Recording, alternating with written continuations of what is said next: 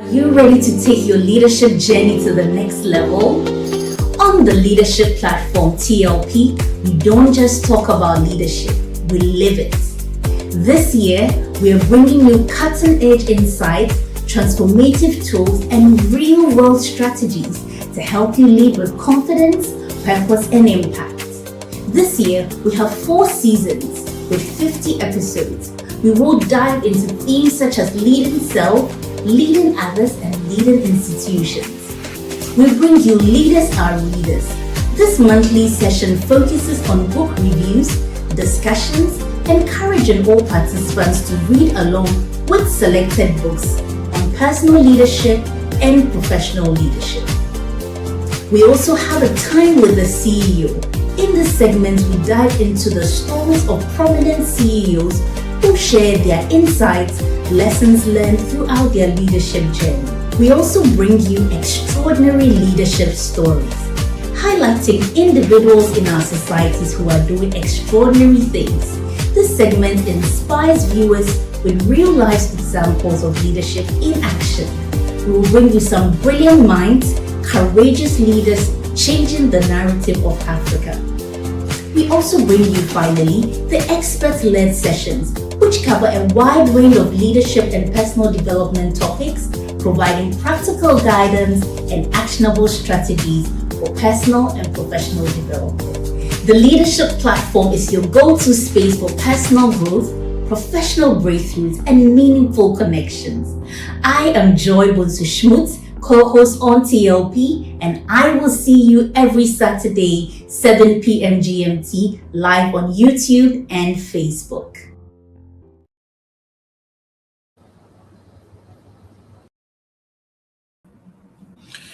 Hello. Good evening, everyone. And welcome to the Leadership Platform. We are at the end of January.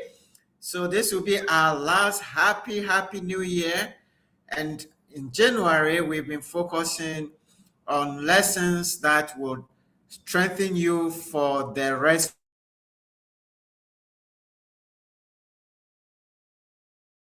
of the book, which we hope you would find time to read or listen to audio and so on and so forth.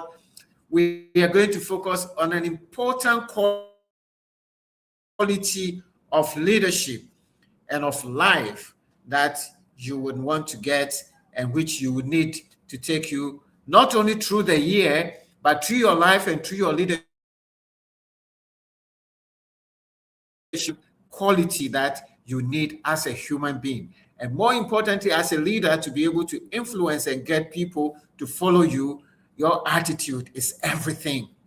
So this evening, we are on our segment, Leaders Are Readers. And this segment, we review a book with you, and we encourage you to read the book for the rest of the month. If you have read the book already, we encourage you to share your lessons with us. I'm Samuel Ayim, your host for the Leadership Platform, and this is my best time of the week when I have opportunity to meet all of you who are growth-minded, who are willing to learn, to share, and to grow together. So welcome to the Leadership Platform. The team is ready to serve you the best dinner that you can have this evening. And so I would encourage you to invite your friends, invite your colleagues, your bosses, and everybody, your church members, your pastors, your team members. Invite everybody because we are going to have a very important discussion this evening. And it's going to be led by a very important person that you all know already, but I will introduce briefly as we go along. So at this point, if you're connected either on Facebook, on YouTube, on LinkedIn, please go ahead and introduce yourself. It is always our pleasure to introduce you to the whole wide world. So introduce yourself, tell us your name and where you are connecting from so that we can introduce you to the world. We know that many of you also connect and you don't necessarily want to share your name and where you are. We respect that, but it will be good for us to know that you are here and that we'll be able to introduce you to the world because that is our pleasure. So I'm seeing here Jordan. All right, Jordan is here. He says hi. Jordan, let's know where you are connecting from. And I see young Dennis from Tesano. Dennis from Tesano, thank you for connecting. Please subscribe to our channels, like our pages, share the link with your friends so that they can also connect with us. All right, I'm seeing LSJ Game. Is it Game's studio? All right. Um, I just subbed. All right, good. So this evening, we're going to review a book written by Keith Harrell, and the title is Attitude is Everything. Attitude is Everything. And Joy, our co-host on this platform, who is coming fresh, the freshest mother in town, an engineer who has left all the machines and now helping human beings to fix themselves, a certified ICF coach, also fresh, and freshly enrolled John Maxwell coach. So she's building herself up, to be able to help everybody, bringing her engineering principle into the human development principles that would help us the best. I've realized that engineers are probably the best leaders because some of my very best leaders were engineers, best bankers were engineers. They have a different mind. And Joy Bonsu, her name that I've always find difficult to pronounce, but I'm trying, is here with us and she's going to take us through.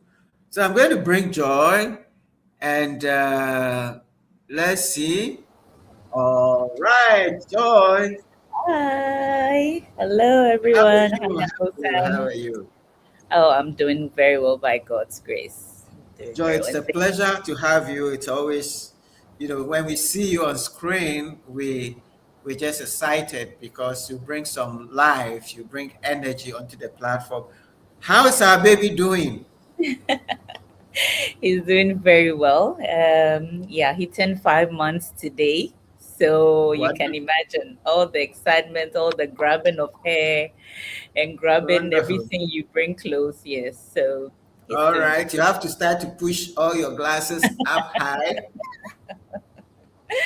exactly, exactly. Yeah, because that is his work. His work is to break things, and yours is to it's collect them. better. But Joy, I mean, Yes. this year alone, this month, this will be your second time you are presenting on the leadership platform. That's, for me, demonstrates your positive Mm, attitude because you've just come from, producing a nice baby for us. And it's not easy. All the 9 months were not very easy for you. But you've come back so strong. yeah. You've come back so strong, and you're going to, share with us this year. This is your second lesson. What is it that is what motivates you? Because that should help us to understand why you chose this book to share with us. Yeah. Yeah. Thank you, Uncle Sam. Thank you to the team. That's a very important question. This week, I had a friend send me a WhatsApp message and she said, Joy, how are you doing this? because she saw the flyer again, and yesterday I was also on another speaking opportunity for a summit, and she asked me how am I doing it. First of all, I think it's just been God's grace that we have even gained the strength, and it's a lot of gratitude that we have life and we have this opportunity. But secondly, I think for me, and the book is very aligned to the way I do things, and I'm even surprised that it was the book I decided to go for, because everybody who knows me knows that I approach my work with a lot of positivity and joy, and can do spirit, because I've always seen that it produces a lot of results, and also shapes me as an individual, because sharing with you is me learning twice. Going through the book to prepare for this presentation is me sharpening my skills, and there's no better time. The Sarah Jessie inspired me last year, when she shared her story and said, "You never know what opportunity God has prepared for you. So when the call comes to do it, you just humbly and with all joy just accept it, and then put in the time." I mean, I had to juggle a lot of things this weekend to be able to put my presentations between yesterday and today together, but I feel so much elated to be able to share with everybody who is joining today, because they would increase in their leadership, they would grow, they would in turn affect their organization. So I think we win. It's a double win, a win-win for all of us. Yeah. I love it. I love it that you're leaving your name Joy, because Yeah. twice you've talked about the joy. And I remember I had a teacher. There was one lady in our class. She was called Happy. And one day she was just moody, and then the teacher reached out to her and said, "Happy, why are you not happy?" You see, and he says, "There are some names that when you take upon yourself, you have no choice but to live up Yeah. to them."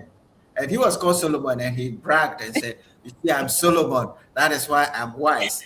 And we thank you for being joy and bringing joy to our Yeah. lives. And I'm just going to leave you Mm. to take us away with this amazing book and share your lessons with that. And after that, guys, pick your takeaway. If you have any questions, you have any challenges, at the end, you can share them, and we'll be happy to share some thoughts with you. Sarah is here, the rest of the team are here, and we are all working together to support you. Joy, the stage is yours. Thank you, Uncle Sam. And I always want to acknowledge your leadership, and with Sarah Jessie as well, just for the guidance, for the trust, and just for having somebody to believe in you as well. I mean, I'm here because of mentorship. I'm here because somebody believes in me. So I just want to thank the CTL team all together. So, and thank you for connecting with us this evening. You could be doing anything else with your time on a Saturday evening, wherever you are joining across the world, but you've decided to share your time with us, and then to learn and to add value to yourself. So we do not take that for granted. In the very short time that we have, we're going to be reviewing the book by Keith Harrell, Attitude is Everything. A very powerful book that I'd like to go through this presentation I've prepared with you. Okay. So in this presentation, I'm going to be sharing with you as leaders. I know in CTA we believe everybody is a leader. So why does this book matter to you? Why should it matter to you on this call today? So there are two core quotes that I picked from this book, which is why I think this book is important for every leader. If you haven't read it yet, we hope that you'll be inspired to find your copy after this session. And if you have read it as well, it will serve as a reminder for you and give you some pointers to apply. So the first one is: culture is the shadow of your leadership attitude. When I saw this in the book, it really struck a chord in me, because I mean, we've been talking about culture for some time. But as a leader, your leadership casts a very long shadow on your people. Your team will feel your attitude before they hear your voice. So if you're wondering why something is persistent in your organization, you can just figure out that from yourself or your leadership as an individual. That's why Keith says success starts from the inside. And then the second bit around people don't leave organizations, they leave attitudes. We've been saying they leave people, and the people exhibit certain attitudes. That's why people leave them.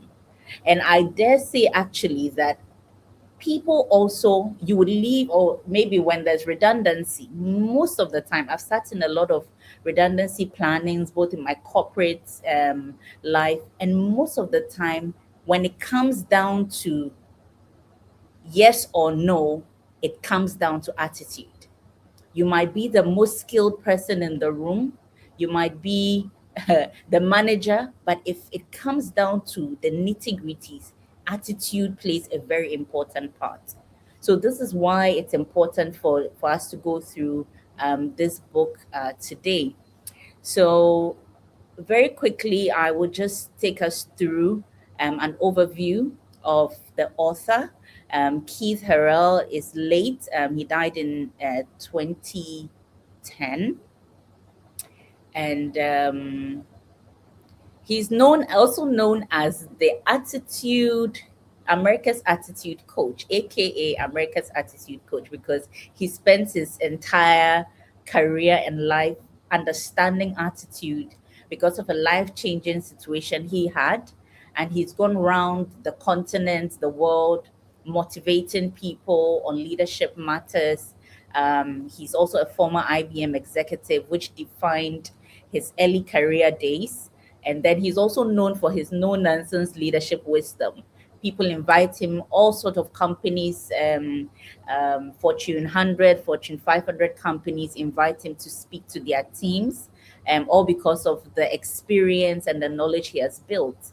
And he would say that I can smell attitude from a distance. He talked about one situation where he just enters a restaurant and he sees the waiter who is attending to him and the waitress attending to another person. And he can just see the difference, how the other waitress is more enthusiastic, is serving the customers with joy and excitement. And because of that, she's able to serve more customers and they're able to leave, and more revenue comes in and she's getting more tips as well. So he's really studied the whole concept of attitude. So it's a very powerful book that I would highly recommend. And this version, which is the revised version, on my next slide, it was originally published in 1995. That's the first edition, and the subtitle was a tune up to enhance your life. Okay, but the second edition, which was, I think, a 10th anniversary, yes, I think the 10th anniversary edition, was the revised edition was 10 life changing steps to turning attitude into action. So that's the version that we are reviewing today. And it's divided mainly into the 10 core chapters, which are the 10 steps for turning attitude into action. So basically, that's the book itself, the publication, and all of that. So, in summary, if you should ask me, Joy, why should I read this book? Or in my 3 points, the core belief of this book is summarized in these 3 points. You always control your attitude. Attitude shows up in action, not intention. And success is sustained by a mindset of discipline. These are the core beliefs of the book.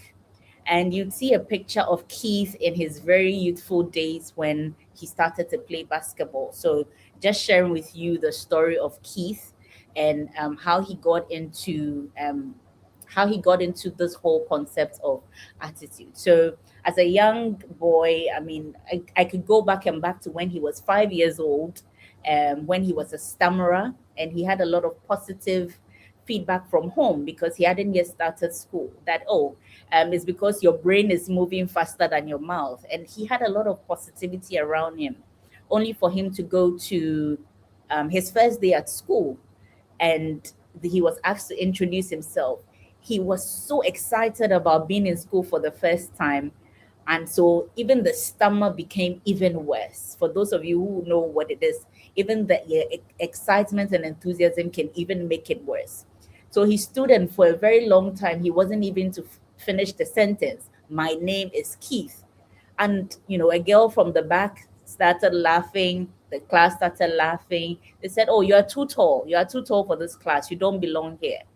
I mean, by break time, this guy ran away from school, went back home to his mother, and it starts unfolding. The mom, eventually, the teacher calls and said they're going to homeschool him, but his mom gives him a reassurance that he belongs there, and it's just something that he will grow out of.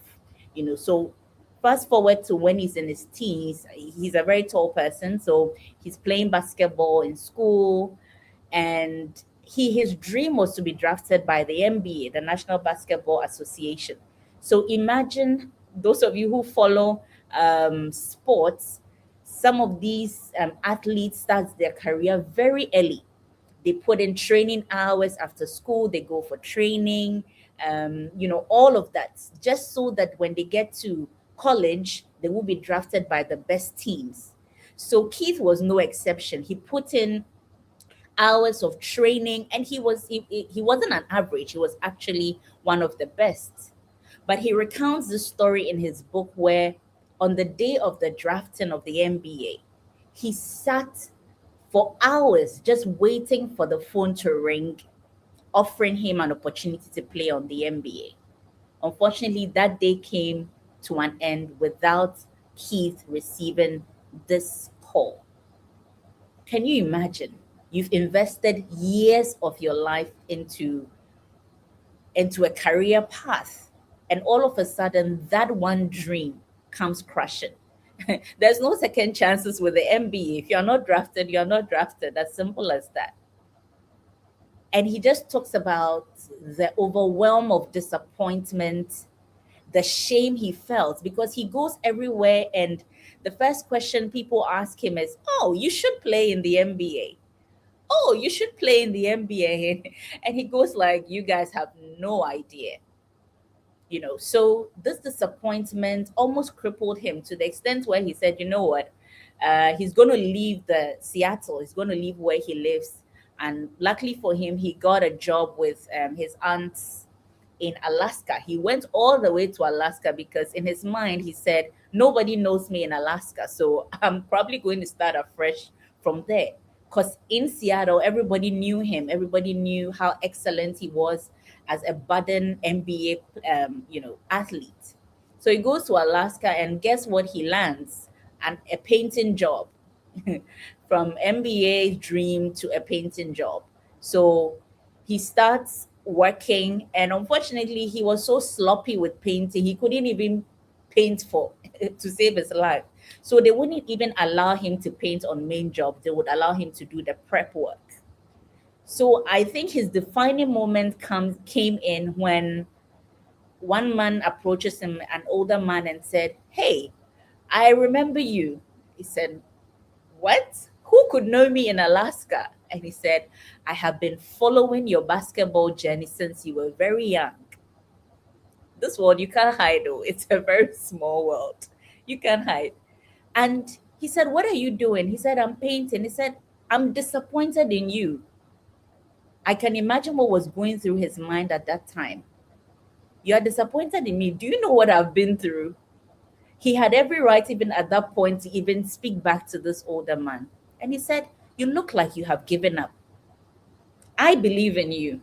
So go back and chase your dreams." Already the painting job was not working. So I might as well go and chase my dreams. So he decides to leave Alaska, go back home, and see how he can start with a positive attitude. So his cousin, who worked at IBM at that time, decides that, "Hey, I think I can groom you for a corporate job." He said, "No, if MBA didn't work, then probably I could find myself into a place where I could reshape my attitude and then get some work to do." At this point, he needed work to do. And he completely changed his attitude because a lifelong dream crashing down. It reminds me of my second, when I wrote my BEC, there was a school I wanted to go so badly. My sister and I will put the name of the school on our bedroom. walls because we so desperately wanted to go to the school because we thought it was the best school in the whole wide world. That's Uncle Sam would say, whole wide world, you know.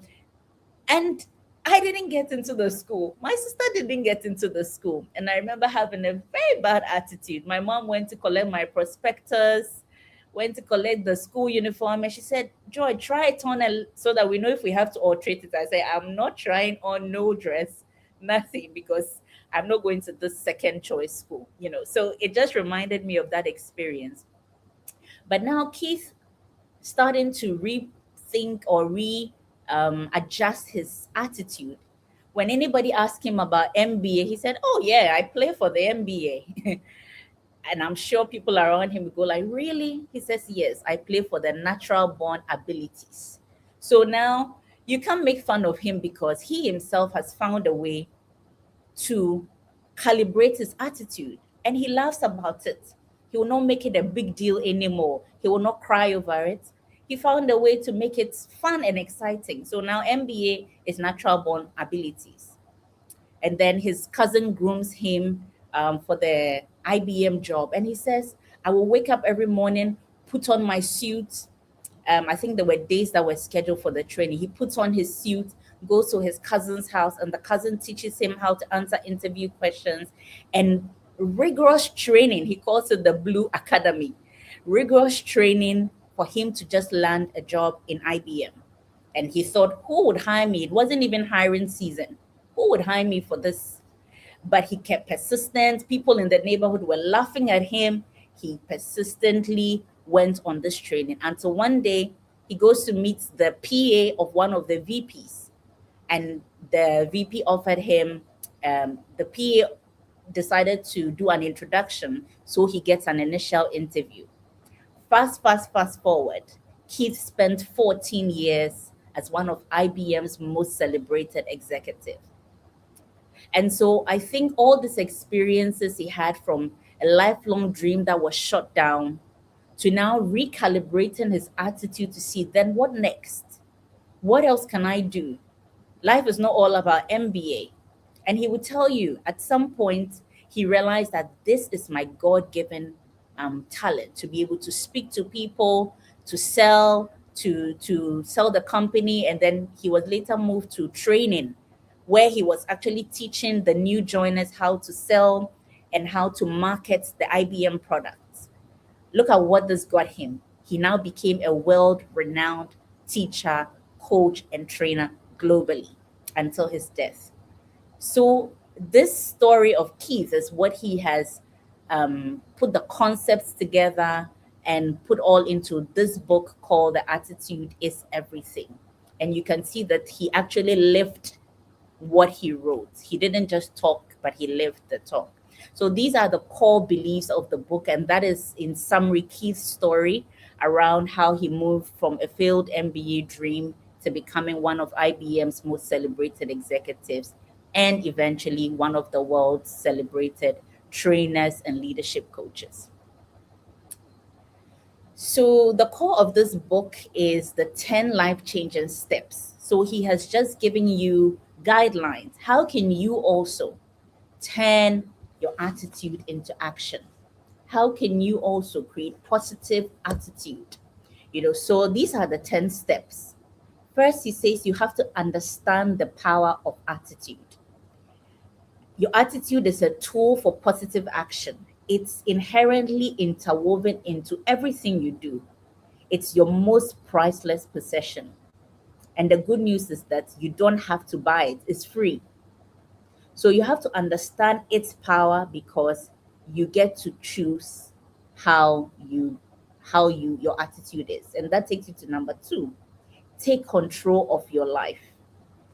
You choose to take control of your life. The most important part of this book summary is that Keith doesn't just tell you that attitude is everything. He tells us that we have the power to choose. So you can choose a negative attitude or you can choose a positive attitude. Nobody forces an attitude on you. So he says, once you understand the power of attitude, choose to take control, transform your attitude into action. You must accept responsibility. It's a key word that I want you to write down. Accept responsibility of what goes inside your mind and monitor your internal dialogue. We will look at the power of choice later. That's what the book said, and offer keys to controlling how we respond. And step number 3, identify through self-awareness or practice self-awareness. This is very practical. How can you put a mirror in front of you and assess your attitude? I ask you a quick question. If you receive you're going to travel and you receive an alert from the airline to say imagine you're using Kenya Airways, right? And your flight has been cancelled. 2 hours, you have to wait for 2 hours at the airport. What will be your reaction? I'm just asking you. 2 hours. You're coming back to Accra, you have a conference or you have a client to meet, and your flight is holding up for 2 hours. What will be your reaction? So this is where you place a mirror in front of you, and Keith is saying that you have to practice self-awareness. Are you aware of how you react under pressure? Are you aware of how you respond to stress? When you are afraid of taking a step, are you aware of yourself? What actions, what attitudes do you emanate? Then step 4, he says, once you have assessed yourself, now reframe your bad attitude. Is it rudeness? Is it lack of enthusiasm in your work? Reframe your bad attitude, because an attitude of danger can be transformed into an attitude of gratitude. So a bad experience, like a delayed flight, and a lot of examples Keith shares. Maybe I'll share one. If your flight has been held, he decided that, okay, he told the lady at the counter that my flight has been held for 2 hours. I'm positive and proactive. These were his words of affirmation. He tried to change the bad thoughts that were going to his mind, the trigger, I'm going to get upset. He just decided that, what if I was in the air and he said to himself, the plane is not moving because of 3 reasons. Probably a faulty engine part, or a bad weather, or the pilot is unwell. And he said, let me reframe it and put it this way.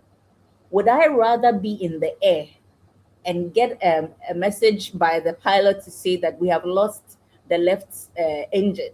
Would I rather want that? Or I would rather be sitting in the lounge eating popcorn and thanking God that I'm here and that the faulty part is being fixed? So sometimes you can reframe your bad attitude and think of, what would the positive side be? Is it gratitude you have to be showing? Is it forgiveness in the situation? But he says that reframe your bad attitude.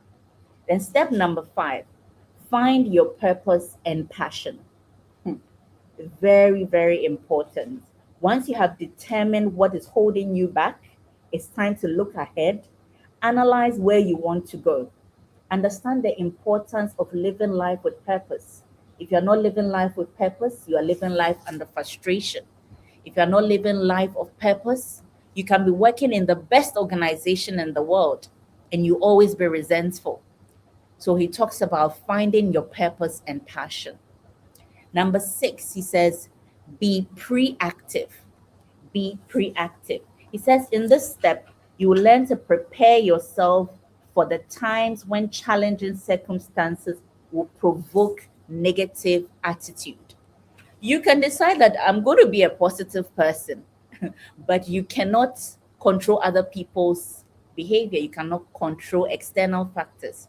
So how do you prepare yourself when the negative attitudes meet your positive attitudes? How are you going to react? So that's what he said. We have to be proactive, prepare for that. When a disappointment comes, when a setback comes, what do you do? Number 7, it says, discover how you motivate yourself. Discover the tools. What tools are you going to use for the bad times? When negative attitude hits you, you didn't plan to have a bad day, but you woke up and went outside and your neighbor has put rubbish in front of your gate. Classic one. What tools are you going to use to keep yourself from continuing having a good day? You're so happy you've dressed up for work, white shirt. Oh gosh, I can't forget this time when I was on my way to work one morning and in East Legon, when I saw a man get out from his car with his white shirt and tie fighting a trotro driver. And I said, how could you just bring yourself so low? And I'm sure when he was leaving work, he was so happy going to work. And I'm sure the trotro driver either, for those of you who don't know trotro is our local bus in Ghana, probably crossed him or used the side of the road and came all the way from the back to avoid the traffic. And this guy is thinking to himself, what do you mean? We've all been here. Gets down from his car with his white shirt and tie and is fighting in the middle of the street. So very important. How do you motivate yourself when you are just faced head on with negative emotion? What are your tools? Is it affirmation? Is it scriptures that you declare? Is it humor? Is it calmness? What is it? So that's step number 7. And then step number 8, he says, build supportive relationships. He said, nobody makes it alone in this world. We all need supportive relationships. And in this chapter, he talks about building your A team. Because trust me, if you're having a very stressful day and you have a super executive assistant, you have an amazing team that you can easily delegate your work to, you have a supportive family who are sticking to the schedule, you will have a better day. You will be able to bring forth your positivity even better. So he talks about building supportive relationships to help you become a positive person. And step number 9, he says, see change as an opportunity. He says, one of the greatest challenges to a positive attitude is change. Change is constant. None of us like change, or none of us enjoy change. But he says we always have to see change as an opportunity. So he gives some tips in there. And then the very last step, he says, leave lasting legacy. And that comes back to my point, which says that people do not leave organizations, they leave attitudes. What are you leaving? When you're coming back home, how are your children responding? Are they running and hiding under tables? Daddy is coming. They hear the horn of your car and scate. Everybody is just running helter skelter. Because there's a subtle attitude you may not be aware of, but the shadow has been cast on the family. And over the long period of time, you grow up and your children say, oh, daddy was never here, or daddy never listened. And you will be shocked. It's like, are you kids even serious? I was always there. And that's why Keith is drawing our attention to the power of attitude.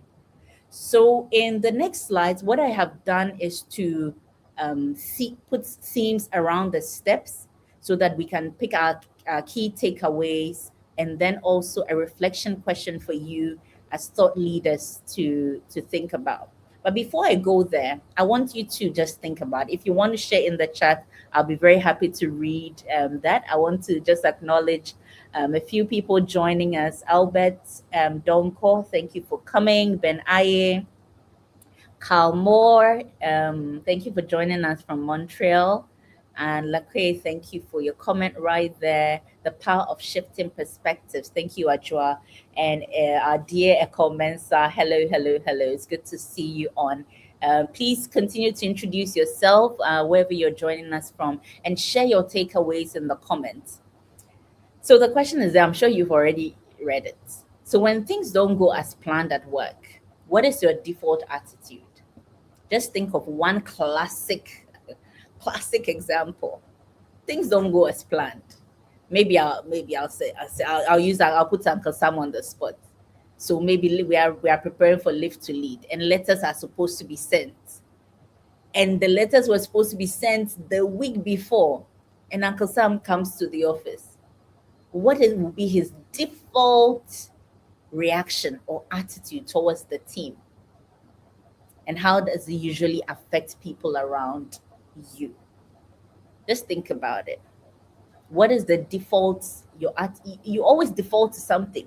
Some people, they default to bashing or anger. They just say, you know what? I mean, this person needs to be bashed. They open the hell gates and rain hell on the team. That day, you will see Pepe. And sometimes your team, when they know something has gone wrong in the organization, they they wish they didn't come to work that day, because they know boss is just going to let loose and give them hell for that day. So what you're doing, you start to create a timid team. You start to create a team that find it very difficult to approach you as a leader. And I can tell you, some leaders take pride in that. I had a boss, when we hear the wheels of his bag coming, people who have their masters, people that I was just starting my career, people who I considered managers and big top level people, I see them shrinking in their boots. And I say, hey, if these managers are shrinking, then me, I have to disappear. One time I heard one of the managers went to the boss and said, oh boss, I wanted to talk to you about something. He said, didn't your mother raise you well? You can't see that you have to block time in my calendar. And I overheard this. And I went like, oh, if this manager got this bashing me, I'll pass all my questions through someone else. There's no way I can stand in front of this boss. And Keith has an example where he talks about a coach that they had. His own was tough love. He has to tell the people that they are not good enough. That will strengthen them. Before you're aware, you have killed the confidence of your entire team, because that's your default. Somebody's supposed to do their runs and they don't do it well, or they're supposed to pass the ball and they hesitated for a minute because in their mind they had to do some calculation, and you just take them off the bench. Next time, what do you think their response will be? They would hesitate twice and thrice before taking a step. And before you know it, you've built a group of people who are very, who are not confident. So I have a few shares in the comment. Thank you. So young Dennis, I think that's young Dennis. There's a quote says, if you can't change something, change your attitude. But instances where you can't change your attitude over a situation, that can change, and your attitude now opposes your boss. Okay, well, let me see. I'll just take that again. Let me go to Ajua. Ajua Price said, my default these days is to remind myself that it could have been worse, that this situation would not last forever. And that's a positive attitude. Then I become intentional and positive. There's a chapter where Keith talks about the baggages. Some of us, we keep telling ourselves, what if this is my life forever? And then we develop very toxic attitude. But Ajwa is saying, she tells herself this won't last forever. But some of us, we think we are doomed. One exam that didn't go well, oh, my life will not work out. But I think that Ajwa is demonstrating some very positive attitude here. Osajefo Kofi Owusu Boache. He says, hello, dear leaders. Osajefo from Ghana. He said, my default attitude is to pause, assess, and refocus on solutions rather than blame. I try to stay calm and constructive, which helps others feel steady instead of pressured. When I communicate clearly and keep moving forward, it usually encourages the team to do same and keep the work on track. Rightly said, Osajefo, what you have done is you are also casting the shadow on your team. And so your team is learning how you behave. Your team is learning how you respond to challenges. So they too, as line managers, will go and do the same thing to their other team members. Yeah, thank you all so much. We have Edem Midors from UAE Dubai. Did I hope I didn't murder your name. Yeah. Okay, so some very good comments in there. I'll take the other one later because I think it's not so clear for me at this point. But thank you for sharing.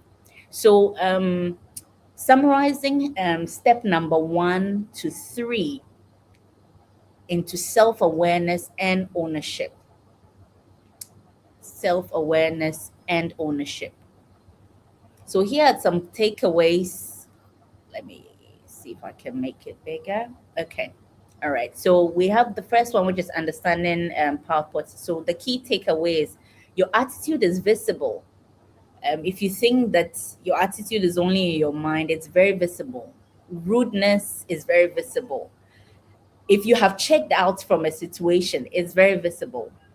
And some of us who like to read the room and read people, you enter a place and you just know this person is just not ready to serve you. You get to a shop, you want to buy something, and the person hasn't spoken. She's sitting there, but clearly she's trying to tell you that you are disturbing her peace. She wants to be sitting. So attitude is very visible. And then excuses weaken leadership credibility. If you're always given an excuse because something can't be done, you have to be able to take control and take responsibility. Um, why is your team underperforming? Why is my team underperforming? Why are you asking me that question? Have you given me the budget? Have you approved the budget? And this is the cycle we keep on seeing in our organizations. Leaders keep giving excuses for bad attitude because they are blaming other people. And when you keep doing that, you're losing credibility as a leader. They won't trust you anymore because clearly you are depending on other people. You can't be creative. You need to be able to think outside the box. Okay, the budget wasn't approved. What else can we do? And self awareness is the leadership superpower. We talk about it a lot on the leadership platform. To be able to put a mirror in front of you, ask for feedback. How do I react? How do I behave when I'm under stress? As a leader, you should be able to get that feedback. For me, when I'm under stress, I shut down. I just shut down. I can't communicate clearly because if I communicate, there'll be miscommunication. I prefer silence to reorganize my thoughts, to put things in perspective, and sometimes just go into planning mode and see if I can fix other things before I come and deal with the issue. And because I know that in recent times, when I realize that I'm getting silence because something has stressed me out, I start talking to myself. Joy, don't let this ruin your day. We're going to solve this. We're going to fix this. So if you don't have that feedback, how then do you change? How then do you reframe? The leaders shape culture through their inner world, not only their decisions. So this an example of what we've talked about. Your attitude is the message before the message. The way the person will hand, you are buying something, they hand it over to you. The person has given you a clear message already before they even say it. I mean, somebody walks into the office late. They don't say anything, but they've given you the message. Change something. Yeah, if you don't like it, then stop.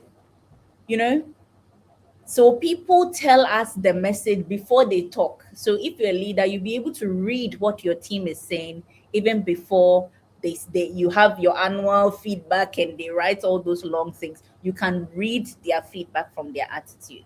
So I'd like you to just reflect on this. And I think you can write these questions down, take some time and then just brood over it and then see if you can get some answers to that. What attitude do people experience when they work with you under pressure? Because as a leader, there will always be pressure, competing priorities, this deadline over that deadline. So you need to be able to assess what happens. So what happens to the people around you when you're under pressure? This is something that you have to be able to know and make a plan for it. I'll just move on quickly also because of time. So, step number 4 to 6, which has to do with reframing your bad attitude, finding purpose and passion, and being proactive. So, these are some of the lessons in there. Reframing transforms obstacles into assignment.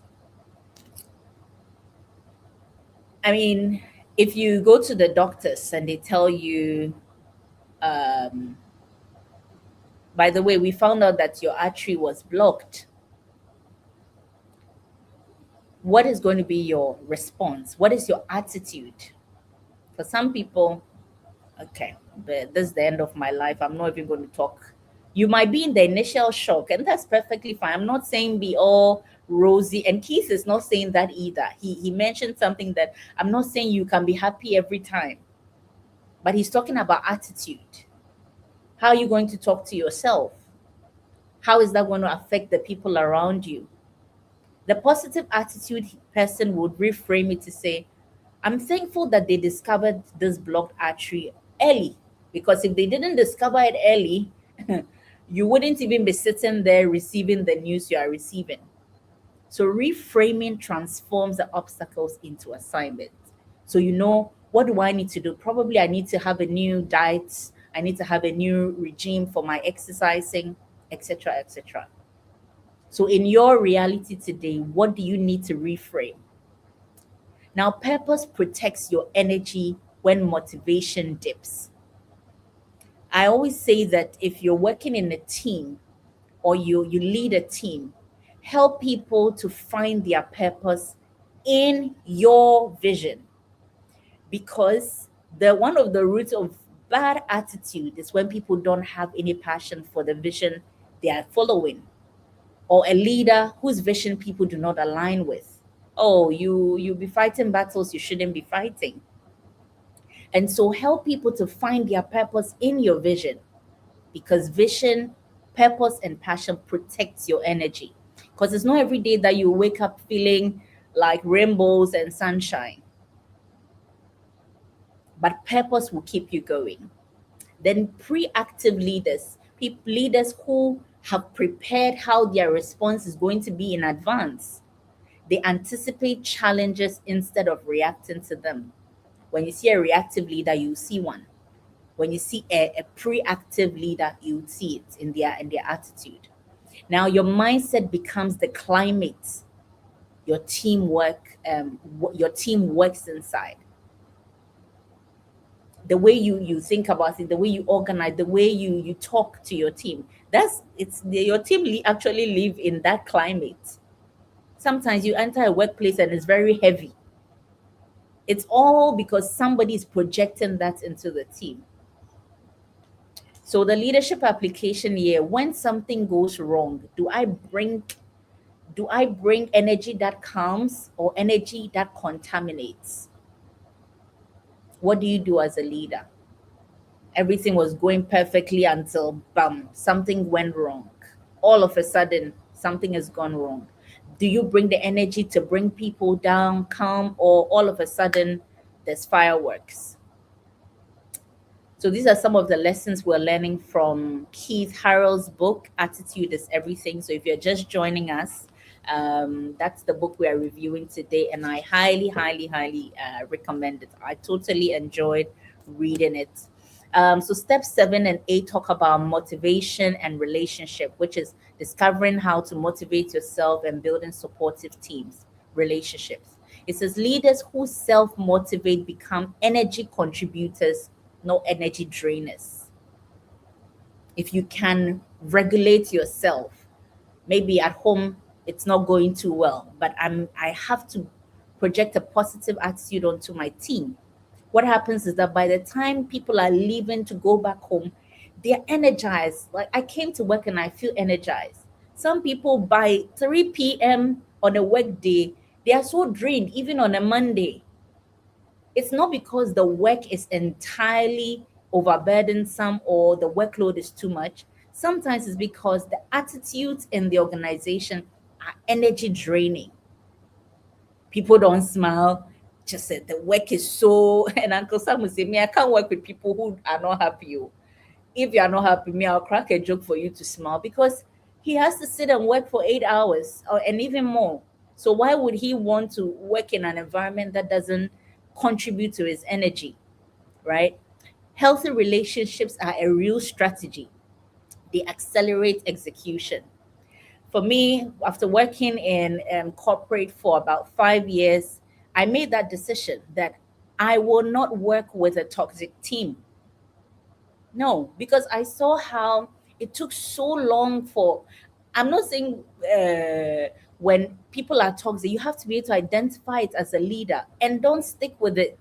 It's either the person needs to be in a different role, the person needs to find their purpose in the organization, they've worked there for too long, they need a change, they need a refresh, but don't entertain it. It's something I personally decided that I can't sit and see somebody um, continually producing toxic energy in the team, and everybody knows it, but nobody's making a decision. It's not healthy. It's not healthy because people don't leave organizations; they leave attitudes. So that intern sitting in the corner, hearing all the negativity in the room, will pick her bag after internship and leave the company, and you will not understand. Supportive relationships create psychological safety. You have a team that trusts you. You have a team that can come to you and talk to you when they are going through even personal challenges. You have a team that can have honest communication. That is my dream team. I want a team that can be honest in the good and the bad because I'm not perfect. We're all not perfect, and we need somebody to be a sounding board for us. Okay. And so the leadership question you should reflect on is, what does my attitude make easier or harder for the people who depend on me? Do I make it difficult for people to even open their mouth? I'm telling you, sometimes for somebody to even open their mouth and say boss, Uncle Sam shares an example that people will come to his office to complain, not to complain, but to tell them a challenge they're having when they could go directly to the person in question. But it's so difficult for them to go to the person in question. So they are coming to the person who will make it easier, the person with the positive attitude, the person who would encourage them, the person who would say, you know what, we are all in the same situation, or somebody who will even give constructive recommendations. But it's our attitude making it harder for people to even show up at work in the first place. At home, it's our attitude making it difficult for people to even open up. Let's think about that. And finally, from attitude to action, the last part is where we culminate action plans. He says, see change as opportunity and leaving a lasting legacy. Change exposes a leader's attitude before it tests their skill. If something is changing in the organization, you immediately can see somebody's attitude. You immediately let there be a sudden change. Everything is going well. Let there be a sudden change. You will immediately see the leader's attitude before it tests their skill. Opportunities are easier to see when ego and fear are quiet. These are all attitudes that can show up in the workplace, ego and all of that. But if all those things are quiet down, you'll be able to see opportunities clearly. Sometimes the opportunity can be lower or lesser than your pay grade or your qualification.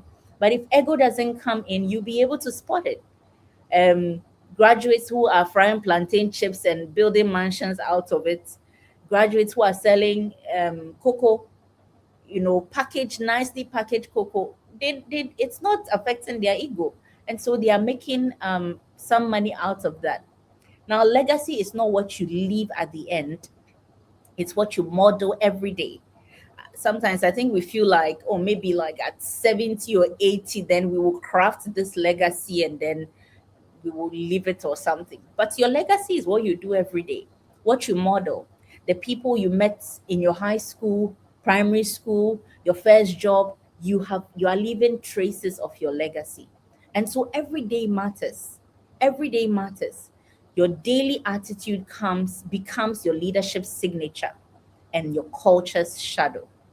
And so don't underestimate one day that today I'm not in the mood. So today anybody I meet, I'm just going to say my mind.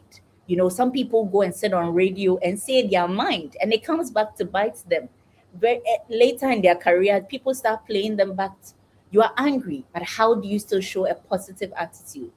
Don't ignore the emotion, but how can you reframe that to be constructive? And that's what this book is teaching us.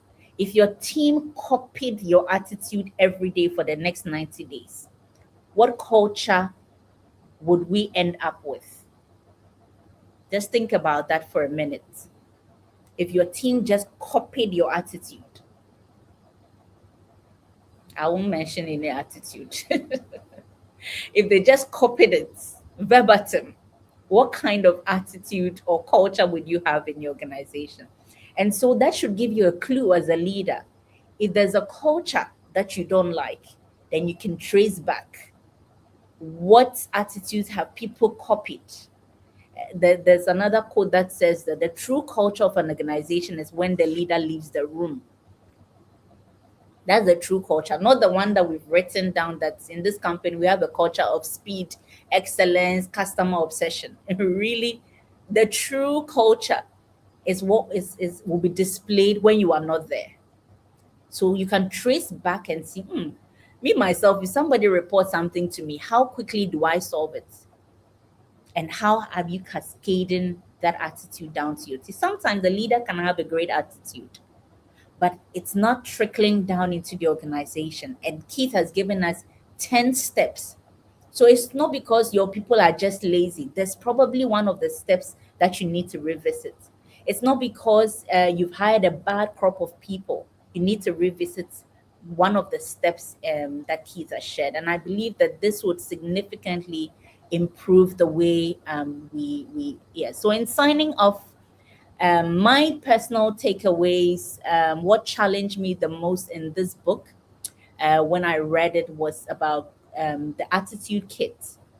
I need to have my toolkits ready because joy, oh yes, joy is joyful and all of that. But when I do have external negativity hit me, sometimes I'm caught off guard. So it really challenged me in this book to really be preactive. That was one step that I'm going to work on. And what reinforced my leadership philosophy is that the culture I build at home or at work is a shadow of my leadership. So I shouldn't be surprised and I shouldn't expect anything different. So if you are a parent and you are surprised at the outcome going on in your home, then you need to sit and do an assessment because your attitude is a direct shadow or it casts a direct shadow wherever you find yourself. And the last thing I'm intentionally going to practice differently is gratitude and forgiveness. I think more and more I realize a lot of people who have become very toxic, they do not appreciate where they are in the moments that they are in, who has been good to them, the fact that they have life, So for me, I'm going to be more intentional about being grateful for what I have at any point in time so that I can continually have a positive attitude. And so if you want to write this down or type this down as part of all the reflection questions I have shared, you can also take this one also with you. One attitude that you need to unlearn. And I think if you know yourself, it will come very easy to you that Joy, this is one attitude you must unlearn. And you know that. So write it down. One attitude you must strengthen. Yes, I know that. And I'm going to do that. Then one action you would take this week, not next week, starting from tomorrow or tonight. What is that one action that you're going to take? You have 10 steps from Keith to guide you to become a better leader. I think my final thought here is your attitude is your leadership signature. People may forget your words, but they will remember how you made them feel. I hope this was useful for you. I'm sure the team is going to come. They have lots of questions. I saw Sarah writing. And so I can't wait to let's go further into maybe some of the examples and the questions that they have. Thank you, everyone, for your attention there. There we go. Wonderful, wonderful, wonderful, wonderful. Thank you so very much, Joy. That was great, and I like that you interacted with the audience and took their input already. So Yeah. that was great. But that was a very very good summary of the book. Sarah, what says that? Beautifully reviewed and summarized with good reflection points and key takeaways. I love the fact that you gave us the three things that you are taking away, and you've given us pointers as to what we can put into action. And for Yeah. me, the word is translating whatever that we have learned into Yeah. action. Intention is not everything, action Yeah. is what Action. we need to be doing. Thank you. Awesome. Absolutely. Thank you so very much. And so please go ahead. You may want to share with us the three action points. What is the one attitude you need to unlearn? One attitude that you know is derailing your relationship, your progress. What is it? Write it now. You want to share it? It will be great to share. What is the one attitude that you can strengthen? This is your positive, but this is going to carry you even beyond. So write that, share that with us if you want. Somebody may want to pick your learning and take and run with it. And finally, one action that you want to take this week. This is amazing and amazing. All I want to say right now is that the book's title is Attitude is Everything. Your mindset determines your reality. The way you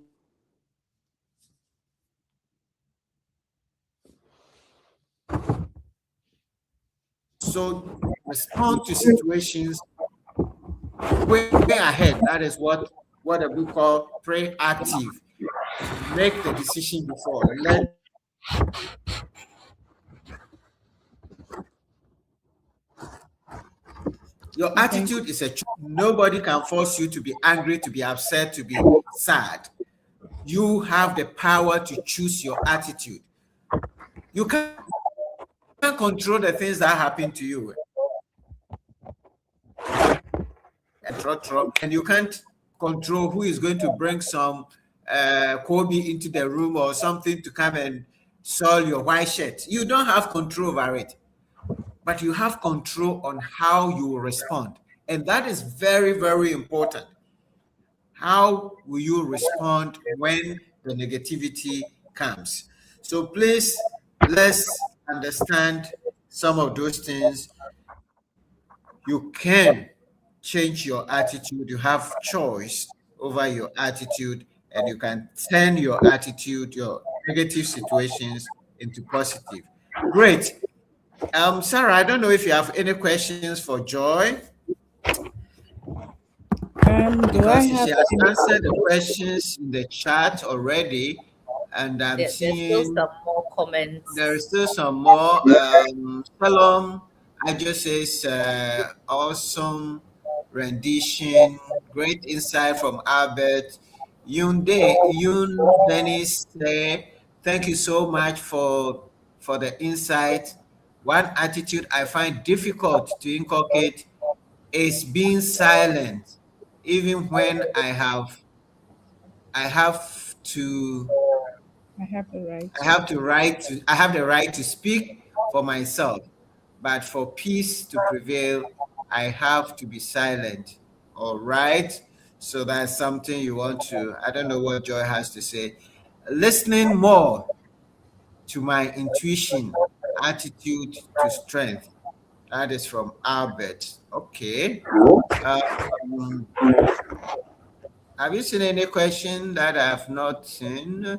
Yeah, Uncle Sam, I Once want to we go back carry, to pardon me, go um, ahead. young Dennis. So young Dennis mentioned something earlier, and I think he has clarified what he posted.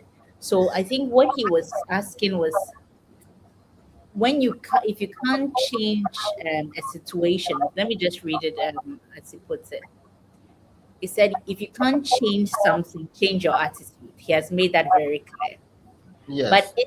instances where you can't change your attitude over a situation that you can't change. You can't change the situation. So you say you can't change your attitude because you can't change the situation. That's, he said, and the attitude opposes your boss.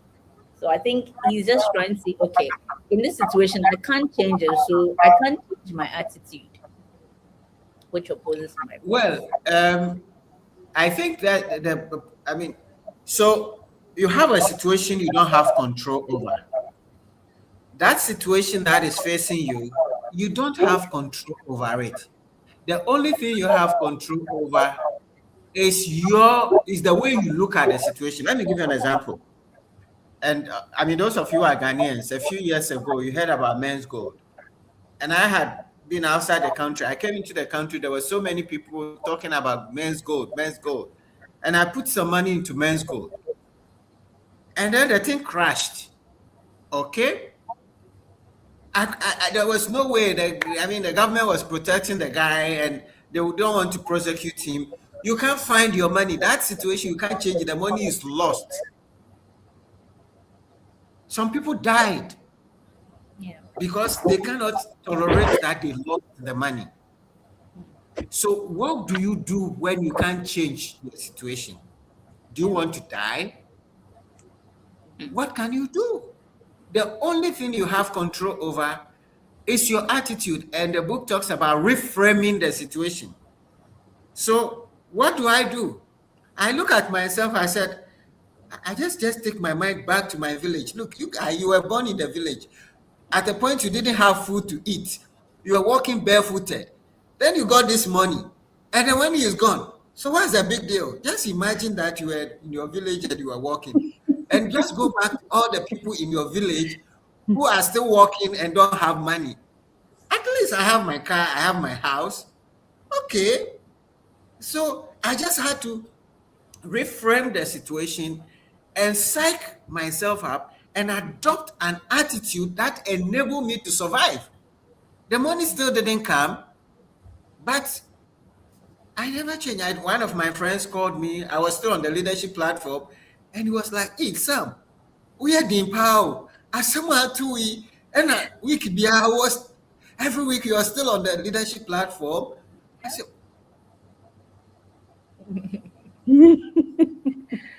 Yeah. "It's Okay, I playing guess. games." Yes, if you can't change the situation, the only thing you can change is your attitude. And if you're Okay. All right. So, die, Yeah. just get ready to do because Yeah. I don't know Sarah, what Sarah enjoyed. no, your line was breaking, so I was break it. going to Yeah, step little in. Yeah, bit. but it's okay. It's I, okay. I You was can. just going to bring in the one story that Keith Change shared, your attitude. which I started talking about the plane that delayed for 2 hours, and he talks about Yes. what he did by just telling the lady at the counter that, well, okay, I'm reactive. He went to get some popcorn, got a book, and actually read one chapter of the book while waiting. But while he was leaving, he saw this other man come to the counter, and he said, "Do you, Uncle Sam said, do you know who I am? I know the CEO of your airline." And started talking, throwing his hands around, ranting. He did that for 30 good minutes. And Keith says, guess what time we left? We still left after 2 hours. So the 30 minutes of ranting, throwing your hands about couldn't change the situation.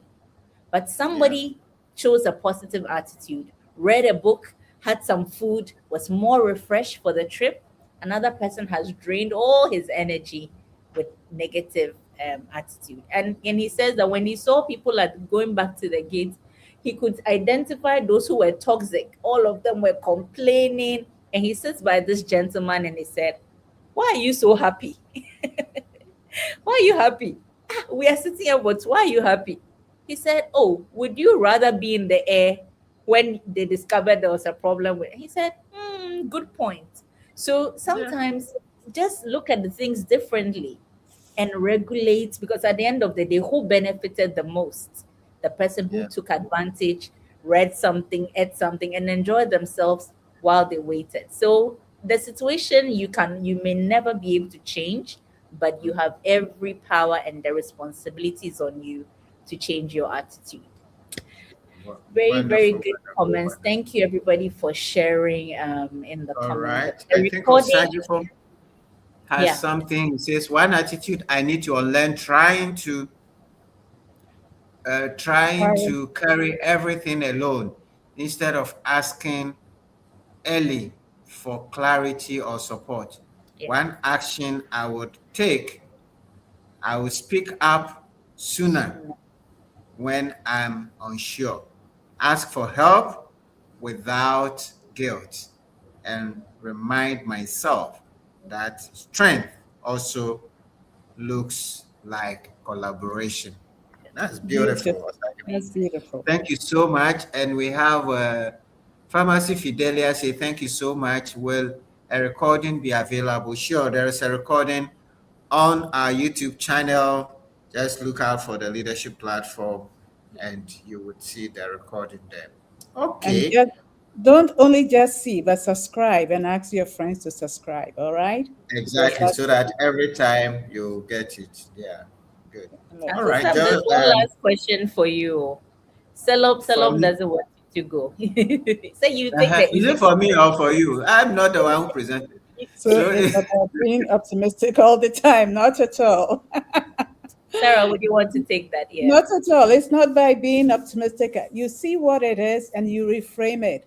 Um, what what opportunity would you see in that particular situation? It's not being optimistic. Yes, you can be optimistic, but the outcome can be pessimistic, right? It can be, yeah, but then transform it, or rather translate it. I'll say translate into the opportunity which will transform, bring you to a different level. Let me give you a practical example. Right. Practical example is that here am I. I know I cannot do a lot of things because of my health situation. Here we are. You don't have 100%. You have 30%. What can you do with the 30%?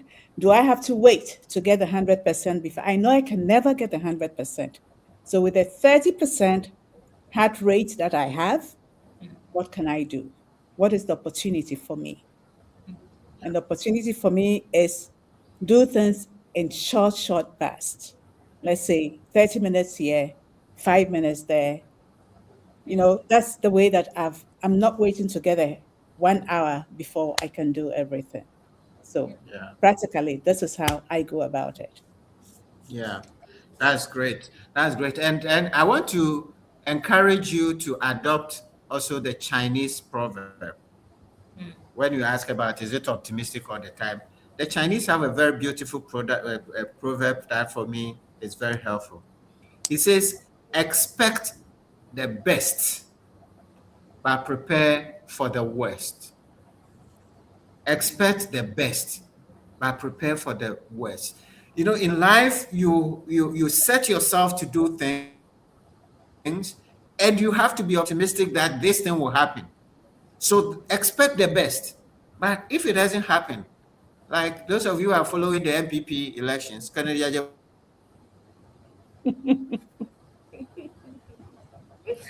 I go don't know on. about. Life goes on. You didn't win. So expect the best. Put your best foot forward. And that is what Oh, it's a shame we are missing Uncle Sam's wisdom. your mind, make room for the worst case scenario. If the worst happens, what will you do? And Yeah. prepare for that.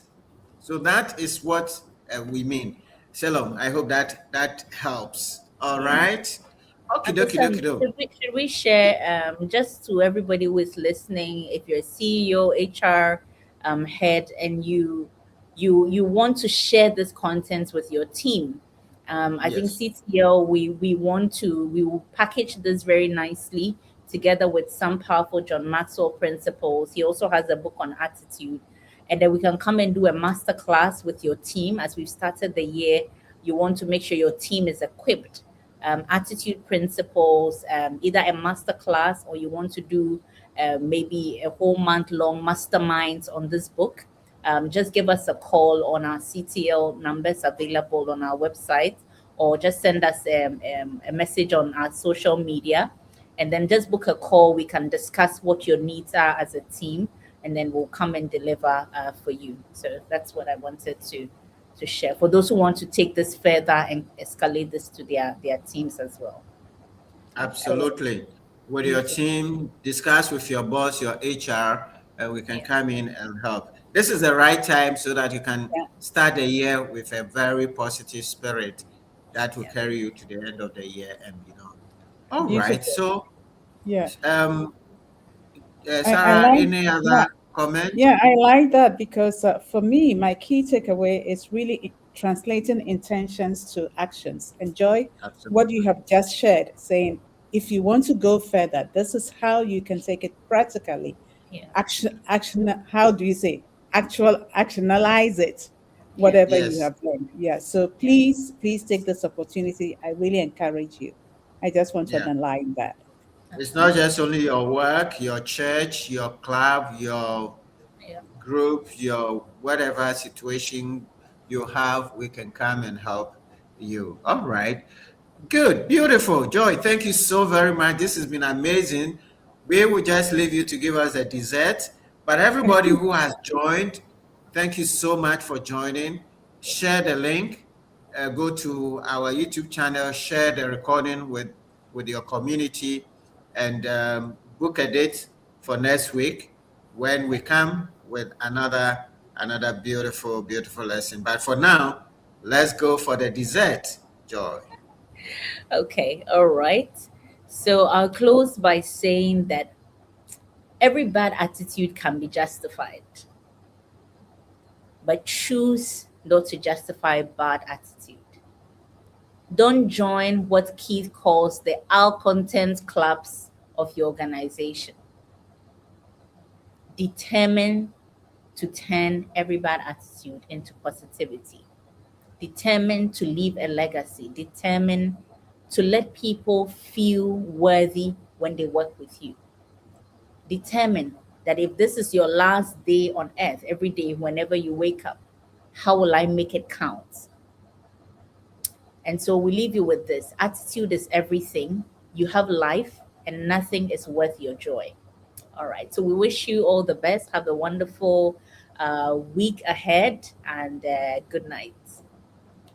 Good night, everybody. Have a good week, and see you next week. Thank you so much, Joy. All right. Bye-bye.